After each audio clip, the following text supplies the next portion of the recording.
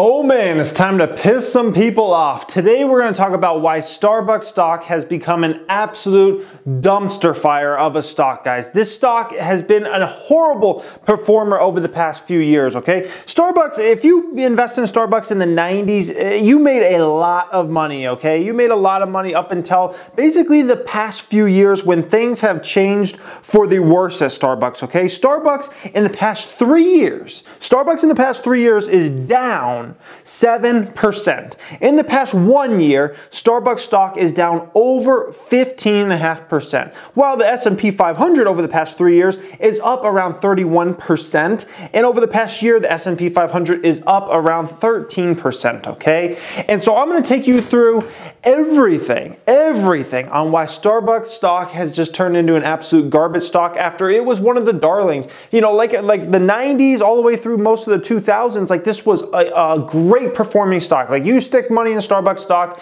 you're going to make a lot of money each year, or you know, every other year or something like that. Like you're going to make a lot of money. But lately this stock has just become a disaster, okay? We've got so much to get into with this one. It's unbelievable, guys. And will I touch Starbucks stock? I have absolutely no interest in touching Starbucks stock, and I'm going to take you through all the different reasons. So I hope you guys really enjoy this today. Let's get into this. So first off, we'll start off with the most controversial one first, okay? Now, these are not in order. You know, I'm just going to go through all the things that just come from the top of my mind on how they've screwed up this business. But these are not in order. This isn't like this is the most important thing. But this first one I'm talking about, this is the most controversial. And it's what we call forced hiring, okay? Forced hiring practices. What does forced hiring practices mean? Forced hiring practices has to do when you set goals for your company to hire a certain amount of people of, you know, from a certain type of background, a la refugees, or a certain amount of people from military background, or a certain amount of people that have a certain skin color, or a certain gender, and all those type of things. And Starbucks has decided to take their company down that route, okay? It's the most controversial one because, you know, we all like to feel good about ourselves and say, you know, everything should be equal, but in the end, when we're talking about capitalism, it's the best person for the job should get the damn job, okay? If you're going to go into an interview and you're pretty much forced to hire a certain person, you know, it's like, dang, we need to hit this number for refugees, and you got this other person who might be way more qualified, but you're like, dang, we need to hit this number for refugees, well, let's hire this person because they come from a refugee background. That's an issue, okay? When you say, oh, you know, and I can guarantee you, if they have quotas in their company that they're willing to publicly, you know, put out there to the public, right, around refugees and military members and things like that, I can almost guarantee you they probably have internal numbers that they want to hit for a certain amount of females in the company, a certain amount of people of each skin color, all those type of things, okay? And why it sounds beautiful, it's not taking the best person for the job. Imagine if we did this with sports, okay? Imagine, you know, if someone that watches sports myself, like it's pretty obvious, you notice, like there's certain things, right? The NBA, last time I checked, like they're all males, okay? There's no females in the NBA, right? So you know, 50% of the population is not in that. Imagine if all of a sudden we said, well, now we got to have, you know, 50% of the NBA players, they have to be females, okay? Imagine how that would change the NBA. Every time I turn the NBA game, you know, despite there being a heck of a lot more white people in the United States of America than black people, guess what? The games are filled with massive amounts of black people. Imagine if we said, you know what, Kevin Durant, sorry, dude, but we got to hire more white people because guess what, man? Like we have way too many black people in the NBA. We don't have enough white people. Like, that's the stupidest thing I ever heard in my life. But some of these companies, Starbucks, they treat it like that. They're like, dude, we got to hit this number. We got to hit this number. We got to make all this stuff. And that's not capital. That's not how things work. If you got to hire the best person for the job, not the one that comes from a certain kind of background, okay? That's when your company starts to go down and down, when you're just trying to hit quota numbers because, damn, we need some more females here. Damn, we need some more people of this background. We need some more refugees or whatnot. And by the way, you want to really piss off a lot of people? You tell American people that built this American company on their backs, okay? Americans built Starbucks. American money built Starbucks in the end, right? And you're going to tell an American, we're going to hire a refugee over you because we need a certain amount of refugees. Dang, man, that's tough, man. That's tough. Try winning that over with the people, okay? Forced hiring practices, just one of a million things why Starbucks Starbucks has been hurt, okay? Next one I want to take it to, let's take it to something, you know, more stock market related, and then we'll go back. They just got a high PE, okay? This company just got to be at a place where they were trading like this was a growth stock, when really the growth has been slowing for a while. It's been pretty obvious, but yet the stock would be trading at a 26, 28, 30 PE on this company, and it's like, dude, this is not a growth company. This is trading like it's a growth company. Like Starbucks recently, as much as like about a month or two ago, when I was looking into it, Starbucks had a higher PE ratio than Facebook. I would bet any dollar I could out there that Facebook is going to grow a lot more revenues, profits, whatever metric you want to look at, than Starbucks will in the future, okay? But Starbucks was trading at a higher PE than Facebook. I looked at Facebook, this was like a month or two ago. Facebook had like a 23 on it, and there was Starbucks at like a 27, 28. I'm like, these companies aren't even comparable. Facebook is going to grow massively more than Starbucks will grow. I can almost guarantee you that. But yet it was trading like it's such a high PE stock, and it's like there's something wrong with that, okay? Next thing we'll go over to is what I would call just poor customer service, okay? Poor customer service, and that's just across the board, you know, from the customer experience standpoint. It's just from my standpoint, like we stopped at a Starbucks a few weeks ago when we were going on vacation to San Diego, right? We stopped at this Starbucks.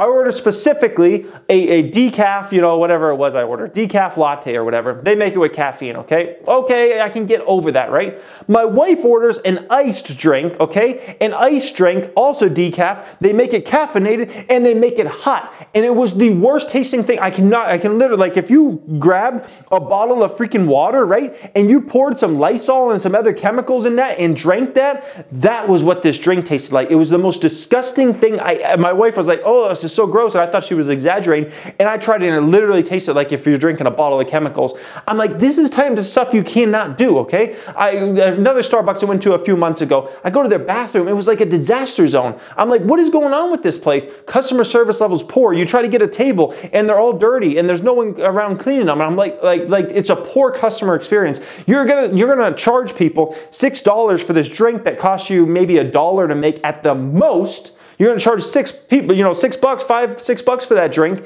and it costs you maybe $1 in cost, probably less than that. And you expect people to pay those type of prices, and this is the type of customer service you give to the people. Like that's just bad, man. That's bad, okay? Now, part of the reason is just because of lack of focus, okay? Lack of focus is not there from the executive team. They're focusing on too many things and not enough on the stores, okay? So they're so focused on, you know, building China out, and then they had the reserve roastery business that they're trying to get up and running and things like that. And so they got all these focuses all over the place, but really the focus should be on customer experience, okay? It should be on customer experience and that person being delighted each and every time they come into a Starbucks, right?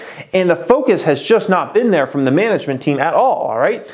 Next up, I mean, it's just thing after thing you go with this company, okay? Next thing is competition. Competition has heated up in this space in a massive way. It used to be like, you know, Starbucks was one of the only places you'd really realistically go if you want, you know, a Frappuccino or something like that. Dude, now you can get a Frappuccino from, you know, high-end, like a Quick Trip. I used to work at Quick Trip, right? It's a gas station. Dude, we could make you a Frappuccino there, like fresh up, and it was just as good, or, you know, pretty close to as good as one you'd get from Starbucks, okay? And it was half the price, and it was at a gas station, all right?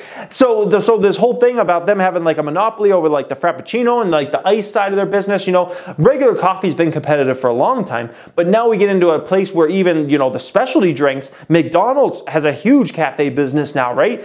And I've tried, you know, a lot of the McDonald's products, and they're pretty much right there with Starbucks, okay? So you've had massive amounts of competition. Then we can get into all the smaller players that have come into the space. We can just talk about the big ones, but then the small ones, you know, like out here in Vegas, we have one that's expanding called Dutch Bros. Dutch Bros, I would go to over a Starbucks like any day of the week. It's not even on a comparable scale. And Dutch Bros has such phenomenal customer service, and they greet you and they're happy and whatnot. Instead of Starbucks, it's like, what can I get for you type thing? And the lady's half asleep. I remember we went to that Starbucks going out to San Diego. The chick's like literally half asleep, like taking the order. Like dude, what kind of drugs are you on behind this counter? Like wake the fuck up, man. It's time to go. It's like work. Like it pisses me off when people are behind the counter and like they're not ready to go. It's like, dude, snap out of it. Like, unbelievable, man, unbelievable. Now I'm just ranting at this point. Next up, okay, next up, as if this wasn't enough, okay? Wages are going up, okay? Wages are going up, whether we're talking about, you know, wages from a perspective of minimum wage, it's going up all across the country, okay? Now, Starbucks, you know, they don't really pay around minimum wage. They pay a little above minimum wage usually for some of their entry-level workers. But the issue is when minimum wage goes up, let's say, you know, minimum wage was $8 an hour, all right? That means Starbucks could probably start hiring some of their entry-level workers around $9.50, $9.75, and oh, we're quite a bit above minimum wage. But then when the state or federal, you know, whatever decides that we're going to go to $10 an hour, now Starbucks has to pay $11.75, and that worker just got $2 an hour more expensive. Now you times that out by the whole company, we're talking about massive increases in wages, okay? So wages going up and up and up just hurt your profitability, okay? Then we have more, if that was not already enough, okay? Then we have an economy that is getting stronger, okay? We have an economy that's been getting stronger for the past few years, okay? So we see over the past 3 years, Starbucks has been a poor performing stock. Well, over those past 3 years, the economy has continued to strengthen. So while Starbucks could get really high, you know, really good workers, let's just put it that way, really good high-end workers for really cheap prices during the recession and the years coming out of the recession, they can get a lot of great workers. Now all of a sudden, when the economy starts to strengthen, people are like, $12 an hour? To make coffees? Nah, I think I want to go work this construction job or this new place that opened down the street that's paying $15 an hour or $18 an hour. There's $12 an hour at Starbucks isn't cutting it. So you start to lose more and more of your workforce, okay? Because the economy strengthens, and when you have, you know, low-paying jobs, what Starbucks does. Like Starbucks has low-paying jobs.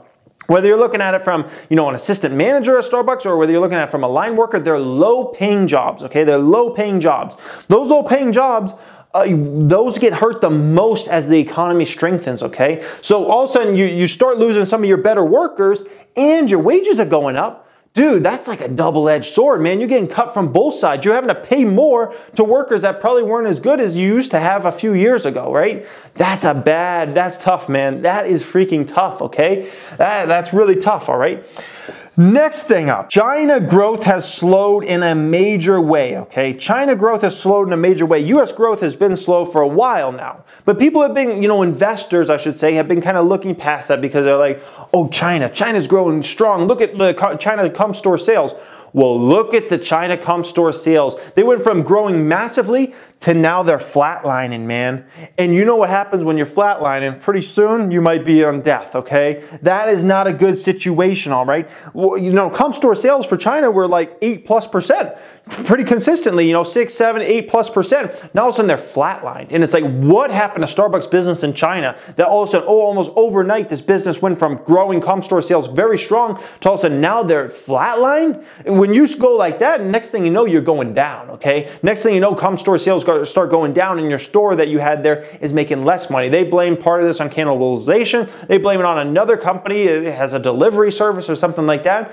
I'm saying like there's some type of major issue there for you to go from consistently growing comp store sales at a high single-digit rate to also now you're not growing at all. That's a big, big change there, guys. That's a big, big change, all right?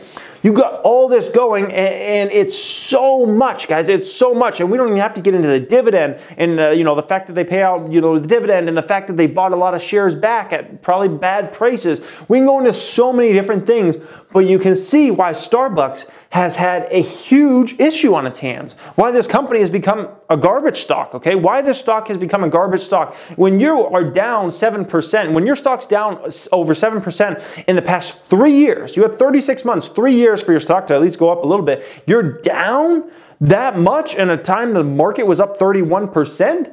That's not good, especially when you are historically a great company and now they just, you know, Howard Shultz has left the company and whatnot. Who knows? He might try to run for president. We don't know. That would probably just bring more negative publicity to Starbucks if he even tried. So you got so much going on, you know. Forced hiring practices is never good, okay? Forced hiring practices, when you're forcing, you know, your company to essentially, you know, give somebody preference because they come from a certain type of background, you're not hiring the best worker. You're hiring what to meet your agenda. So your numbers on a paper say, oh, we got this many people working for us that are like this and whatnot. That's bad, okay? High PE ratio has hurt this company because they've been overvalued. They've been valued like a growth stock. They're really not a growth stock, all right? Customer service levels have been going down and down and down. Focus has not been on where the business should be, which is on the store experience and making sure every single customer has an amazing experience when you're charging $6 for a coffee. That's what should happen. Competition from the highest end, from the big dogs like the McDonald's of the world, you know, the big players,